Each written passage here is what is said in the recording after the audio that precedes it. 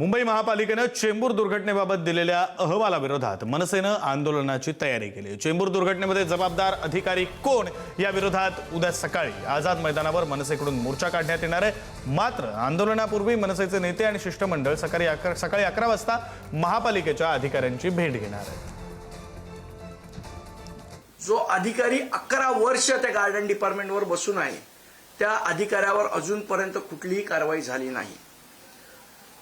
आमचं उद्याचं आंदोलन हे फक्त त्या अधिकाऱ्याच्या विरोधात नाही, तर जबाबदारी निश्चिती न करणाऱ्या व्यवस्थेविरुद्ध आहे। त्यामुळे आपल्या माध्यमातून माझं सर्व मुंबईकरांना आव्हान आहे की नुसता हा महानगरपालिकेचा विषय नाहीये, हा व्यवस्थेचा विषय आहे। ज्या व्यवस्थेमध्ये कोणीच जबाबदार नाही अशी जी व्यवस्था उभारडा करण्याचा प्रयत्न सरकार करते, त्या व्यवस्थेच्या विरोधातलं उद्याचं आंदोलन आहे।